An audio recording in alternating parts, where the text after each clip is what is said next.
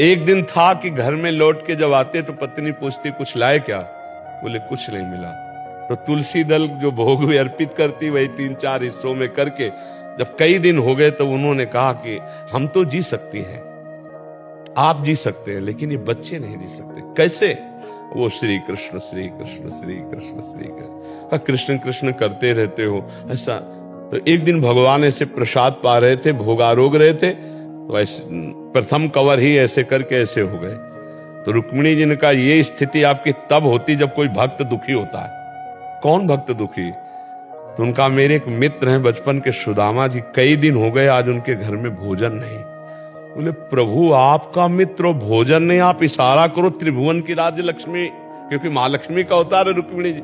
बोले इशारा तो तब करे ना जब उसके अंदर इच्छा हो, उसके अंदर इच्छा ही नहीं। तो रुक्मिणी जी ने कहा प्रभु अब हम नहीं सह सकती, आप जाओ और इच्छा जागृत करो। तो उनका उसके हृदय में तो नहीं जागृत कर सकता। सुदामा इतना निष्काम भक्त है कि उसके हृदय में इच्छा जागृत नहीं कर सकता, उनकी पत्नी के हृदय में इच्छा जागृत कर सकता। तो भगवान एक भिक्षुक के रूप में गए, कहा भिक्षाम दे। तो अतिथि धर्म का ज्ञान रखने वाली सुदामा जी की पत्नी निकली और उन्होंने कहा कि मैं आपको भिक्षा नहीं दे सकती, क्योंकि मेरे यहाँ एक संतान हुई है जिससे मैं अपवित्र हूं। एक जनना सोच होता है, एक मरना सोच होता है। तो मेरे यहाँ जनना सोच है, मैं तुम्हें भिक्षा नहीं। तो बोले मैं 10 दिन बाद आ जाऊंगा। बोले फिर भी नहीं दे पाऊंगी। क्यों? क्योंकि ये जो हमारी अपवित्रता वो दूर होने वाली नहीं। बोले ऐसा क्या? बोले स्पष्ट बताऊं, दरिद्रता रूपी संतान को हमने जन्म दिया है। दरिद्रता अर्थात मेरे पास कुछ नहीं कि मैं आपको दे दूं। तो बोले सुना है तुम्हारे पति द्वारिकाधीश के मित्र हैं, क्या तुम्हें पता नहीं है?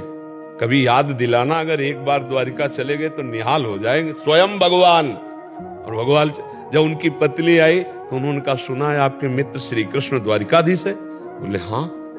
तो बोले आप जाओ ना, अगर वो आपकी ऐसी दशा देखेंगे ना तो कुछ ना कुछ तो व्यवस्था कर। बोले कभी नहीं जाऊंगा, व्यवस्था के लिए मैं कभी नहीं जा सकता। तो उनका मिलने तो जा सकते हो?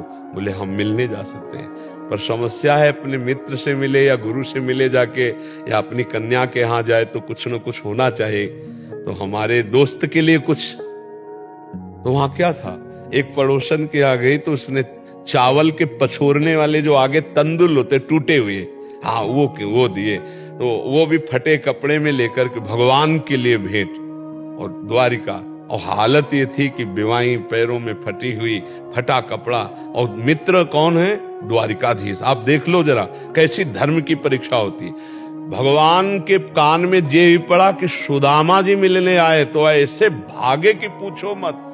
सबके होश उड़ गए कि ब्रह्मा जी और शंकर जी यहाँ आते हैं तो उनको भी इंतजार करना पड़ता है, लेकिन एक शब्द सुना सुदामा जी आए तो बावरे होकर भगवान भाग पड़े और ऐसे जाकर हृदय से लगे और रुक्मिणी जी के पलंग में आकर भगवान ने बैठा ला रुक्मिणी जी को, और आप स्वयं चरण धोए भगवान की। देखो भक्त के चरण, पग चापू और सेज बिछाऊं, नौकर बनूं हजाम, हाकू बैल बनो गडवारो, बिना तन ख्वा रथवान, यही तो मेरे मन में ठड़ी भगत मेरे मुकुटमणि। और भगवान के अश्रु प्रवाहित हो रहे सुदामा जी की दशा देखकर। बार बार चेहरे की तरफ देखते हैं, बार बार चरणों की।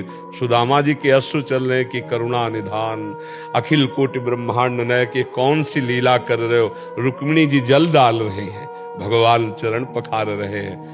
2-4 दिन आराम से रहे।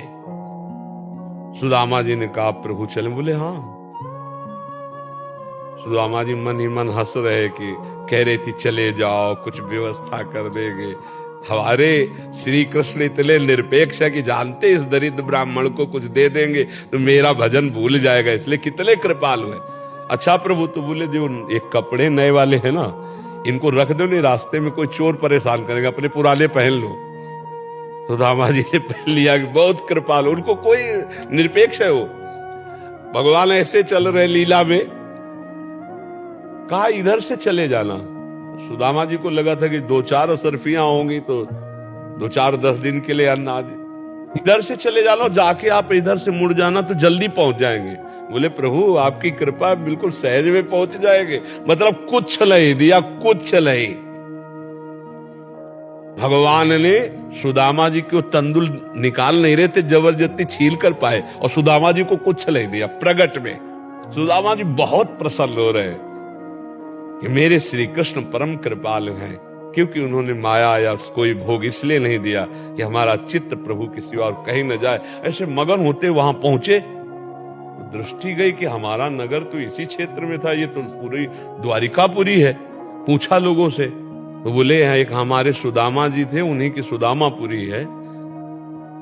जब देखा पत्नी आरती करने आ रही है, आप जैसी द्वारिकापुरी वैसी सुदामापुरी की रचना हो गई। ये हर भक्त के जीवन में होता है, पर डिगना नहीं चाहिए, मतलब कमजोर नहीं पड़ना चाहिए। तो हम कह रहे हैं आज तुम्हारा समय कमजोर है, लेकिन आज का जो तुम बीजारोपण कर रहे हो धर्म का, भजन का, ये जब फलेगा तब आप निहाल हो जाओगे। इसलिए सबको हम ये शिक्षा दे रहे हैं कि कभी घबराओ मत, आज की परिस्थिति देखकर टूटो मत, तुम्हारा मंगल निश्चित होगा।